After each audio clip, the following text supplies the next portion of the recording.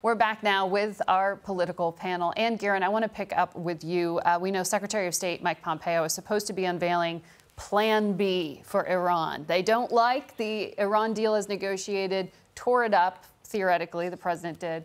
What are we going to see? So tomorrow, the Secretary of State is going to lay out what they refer to it as the way forward. Plan B, I think, is a better way to frame it. In the absence of the Iran deal, there's no clear roadmap for primarily European allies, a few others as well, to understand what it's going to mean for them to do business with Iran or not.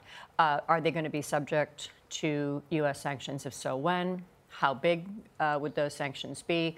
And then what are the other potential diplomatic complications if the European signatories to the Iran deal are successful in keeping it as a smaller and, frankly, less important global construct without the United States.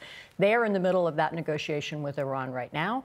It appears that at least at this point, there's enough of the deal left that it will be in Iran's interest to continue it in name only, which then we come back to how does the United States deal with that? What we expect Secretary Pompeo to talk about tomorrow is his view that there is less to divide the United States and its European allies, including about Iran, than meets the eye, that the bounds of agreement on what Iran is doing wrong are very commonly understood, and that there are ways to address that through further sanctions, probably on the ballistic missile development in Iran, which is worrisome, certainly to the Europeans as well.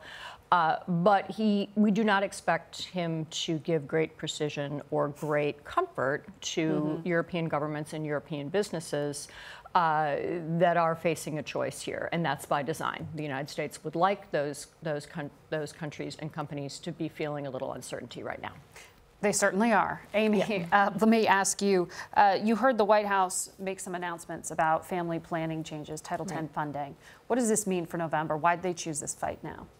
Well, this has been a battle that's been raging for quite some time, especially on the Republican side, this idea of defunding Planned Parenthood. This does not defund Planned Parenthood, but what it says is that a clinic that provides abortions or refers patients to places that do lose federal funding. Essentially, if you're going to do abortions, you can't get federal funding. You've got to put a wall there, separate that.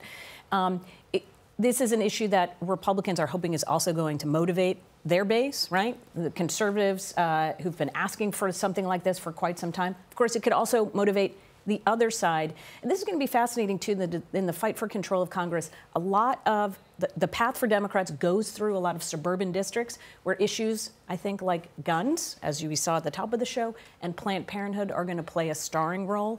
And that may be more definitive in favor of Democrats than it is in favor of Republicans in some of these rural or small town parts of the country. To that, sort of an important part of Democratic organizing against the president does involve suburban white women, frankly. It is groups like Indivisible, groups across the country. The core activists are people who may not have been engaged in politics prior to 2016, but had a strong reaction against President or candidate Trump and now President Trump, and much of that reaction is tied to sort of his behavior towards women, his rhetoric towards women. And so something like this, I think Amy's right, could very well energize this kind of core group of Democratic activists. And we know the president's going to be attending a Campaign for Life gala, so it's something they want to put an exclamation point on here.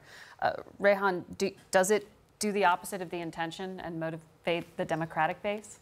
Well, that may well be true, partly because there has been a lot of misrepresentation of the nature of the rule. So there have been many iterations of this proposal over the years, and I think Amy described it very well and very carefully. So it's being described, for example, as a gag rule, the idea that you cannot even counsel abortion. And that's not, in fact, the case. What you cannot do is actually refer someone to an abortion practitioner. And it's also partly about basically co-locating these facilities so that literally you're providing these Title X services in the same place where abortions are provided. The idea is that, we need to separate those two functions. Now, the trouble is that, basically you have institutions that are very well capitalized, institutions that have been around for a very long time. So if this rule was in fact implemented, that would mean kind of a real substantive change. And that's also why the Bush administration in the second term actually wound up shying away from this, because they decided that, it was a critical moment in the Iraq War and they had to kind of pull back. Right. It remains to be seen if that will happen in this case too. Or how and when this will be implemented. Thank you, all of you.